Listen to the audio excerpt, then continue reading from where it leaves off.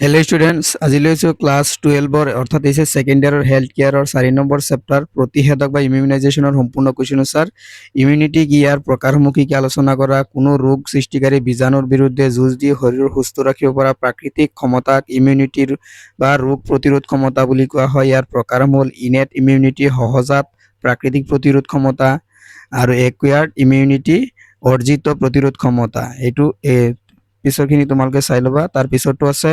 তাৰ পিছৰটোত দিয়া আছে যে ইমিউনাইজেশ্যন কি, ইয়াৰ গুৰুত্বসমূহ কি কি। ইমিউনাইজেশ্যন কি, চিটা বা ভেকচিন প্ৰয়োগ কৰি মানৱ শৰীৰত কৃত্ৰিমভাৱে কোনো এক নিৰ্দিষ্ট ৰোগৰ বিৰুদ্ধে প্ৰতিৰোধ কৰি গঢ়ি তোলা প্ৰক্ৰিয়াক ইমিউনাইজেশ্যন বা টীকাকৰণ বোলে। ইয়াৰ গুৰুত্বসমূহ হ'ল ই শিশু আৰু প্ৰাপ্তবয়স্কৰ মাৰাত্মক সংক্ৰামক ৰোগৰ পৰা সুৰক্ষা দিয়ে। তাৰপিছতো আছে সমাজত মহামাৰী বা ৰোগৰ প্ৰাদুৰ্ভাৱ ৰোধ কৰে, হাৰ্ড ইমিউনিটি গঢ়ি তোলে, শিশুৰ মৃত্যুৰ হাৰ হ্ৰাস কৰে বা কমায়। তাৰ পিছৰ কুৱেশ্যন আছে ভেকচিন কি বা চিটা কি। ভেকচিন বা চিটা হ'ল এক জৈৱিক প্ৰস্তুতি, বায়'লজিকেল প্ৰিপাৰেশ্যন, যি কোনো এক নিৰ্দিষ্ট সংক্ৰামক ৰোগৰ বিৰুদ্ধে শৰীৰত প্ৰতিৰোধ ক্ষমতা বৃদ্ধি কৰে। ইয়াক সাধাৰণতে মৃত বা দুৰ্বল কৰি পেলোৱা বীজাণু আৰু ইয়াৰ কোনো অংশৰ পৰা প্ৰস্তুত কৰা হয় যাতে ই শৰীৰত ৰোগ সৃষ্টি নকৰাকৈ এণ্টিবডি তৈয়াৰ কৰিব পাৰে। তাৰপিছত UIP কি, ইউনিভাৰ্চেল UIP কি, ইয়াৰ দুটা উদ্দেশ্য। ইউনিভাৰ্চেল ইমিউনাইজেশ্যন প্ৰগ্ৰাম, সাৰ্বজনীন টীকাকৰণ কাৰ্যসূচী 1985 চনত ইয়াত মুকলি কৰা হৈছিল। ইয়াৰ দুটা উদ্দেশ্য হ'ল দেশৰ সকলো শিশু আৰু মহিলাসকলৰ মাৰাত্মক প্ৰতিৰোধযোগ্য ক্ষমতাৰ বিৰুদ্ধে বিনামূলীয়া চিটা প্ৰদান কৰা হয়। শিশু আৰু মাতৃৰ মৃত্যুৰ হাৰ তথা অসুস্থতাৰ হাৰ বুজন পৰিমাণে হ্ৰাস কৰা হয়। তাৰপিছতো আছে এণ্টিবডি আৰু এণ্টিজেন কি। এণ্টিজেন শৰীৰত বাহিৰৰ পৰা প্ৰৱেশ কৰা যিকোনো ক্ষতিকাৰক পদাৰ্থক, বীজাণু যেনে বেক্টেৰিয়া, ভাইৰাছ, টক্সিন আদি শৰীৰত সোমাই প্ৰতিৰোধ প্ৰণালীক সক্ৰিয় কৰি তোলে, তাক এণ্টিজেন বোলা হয়। আৰু এণ্টিবডি এণ্টিজেনৰ আক্ৰমণৰ প্ৰত্যুত্তৰত আমাৰ শৰীৰৰ প্ৰতিৰোধ প্ৰণালী ইমিউন ছিষ্টেম তেজত যি প্ৰতিৰক্ষামূলক প্ৰটিন তৈয়াৰ কৰে তাক এণ্টিবডি বুলি কোৱা হয়। এক্টিভ আৰু পেছিভ ইমিউনিটিৰ মাজত পাৰ্থক্যসমূহ কি কি। এক্টিভ আৰু পেছিভ ইমিউনিটিৰ মাজত পাৰ্থক্য হ'ল সক্ৰিয় প্ৰতিৰোধ আৰু নিষ্ক্ৰিয় প্ৰতিৰোধ। শৰীৰত এণ্টিজেন প্ৰৱেশ কৰি শৰীৰত নিজকে এণ্টিবডি প্ৰস্তুত কৰে আৰু বাহিৰত প্ৰস্তুত কৰা, আৰু পেছিভটো সেইটো ৰাইট ছাইডত দিয়া আছে। চাই যোৱা পাৰ্থক্যকেইটা। 2 নম্বৰ লেফ্ট ছাইডৰটো দুইটা দিয়া আছে, দুই চাইডে চাই যোৱা তোমালোকে। উদাহৰণো দিয়া আছে, যদি উদাহৰণ আহে উদাহৰণ এটা এটা দিব পাৰিবা। গতিকে উদাহৰণকেইটাও দিয়া আছে। তাৰ পিছৰ কুৱেশ্যনত কি আছে চাই যোৱা। 2য় নম্বৰ প্ৰশ্ন, UIPৰ উপাদানসমূহ কি কি উল্লেখ কৰা। এইটো উপাদানবোৰ উল্লেখ কৰিব দিছে, মই কৈ যাম, তোমালোকে উপাদানখিনি লিখি ল'বা। UIPৰ সম্পূৰ্ণ নাম ইউনিভাৰ্চেল ইমিউনাইজেশ্যন প্ৰগ্ৰামৰ প্ৰধান উপাদান চিটা সংৰক্ষণ আৰু যোগান। কোল্ড চেইন ছিষ্টেম, চিটাবোৰ গুণগতভাৱে ভালকৈ ৰাখিবলৈ নিৰ্দিষ্ট শীতল উষ্ণতাত ৰাখিব লাগে।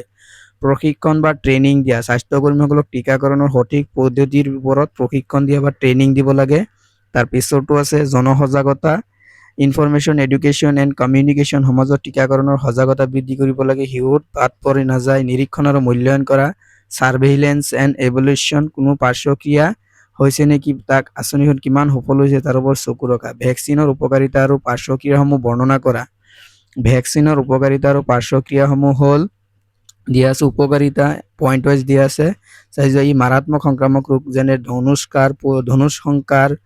ধনুষ্টংকাৰ, পলিঅ', হৰুৱাই আদিৰ পৰা ৰক্ষা কৰে। ই সমাজৰ পৰা মহামাৰী নিৰ্মূল কৰাত সহায় কৰে। পাৰ্শ্বক্ৰিয়া ছাইড ইফেক্ট, ভেকচিন ল'লে সাধাৰণতে কিছুমান সামান্য পাৰ্শ্বক্ৰিয়া দেখা যায়। চিটা দিয়া ঠাই টুকুৰাৰ ফুলি উঠা, ৰঙৰ পৰা বিষু হোৱা, সামান্য জ্বৰ উঠা বা গা বেয়া হোৱা, শিশুৱে কান্দি থকা অৱস্থাত অশান্তি কৰা আদি ইত্যাদি। তাৰপিছতো আছে পালছ পলিঅ' প্ৰগ্ৰাম কি, ইয়াৰ সাফল্যসমূহ কি কি আৰু ইয়াৰ বৈশিষ্ট্যসমূহ লিখা।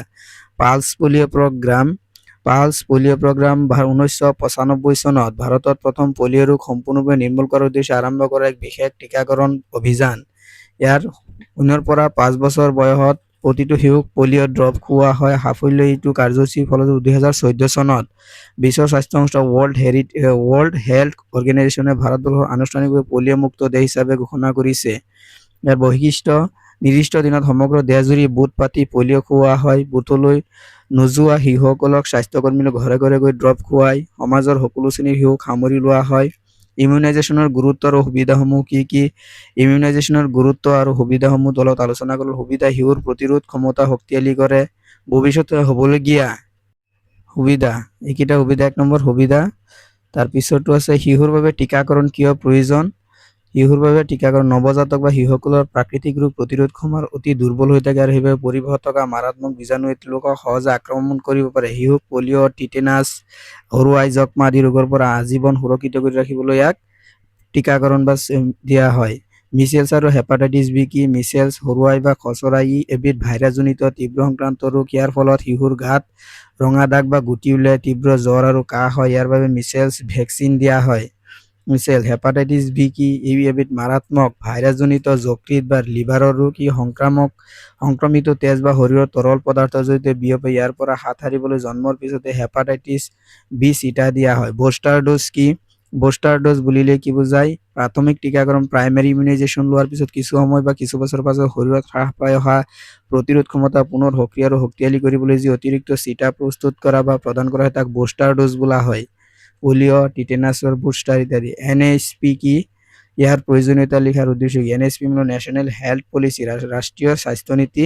ইয়াৰ প্ৰয়োজনীয় দেশৰ প্ৰতিগৰাকী নাগৰিকৰ সুলভ আৰু মানসম্পন্ন স্বাস্থ্যসেৱা নিশ্চিত কৰা, মহামাৰী সংক্ৰান্ত ৰোগ নিয়ন্ত্ৰণ কৰা, গ্ৰাম্য আৰু পিছপৰা অঞ্চলৰ চিকিৎসা।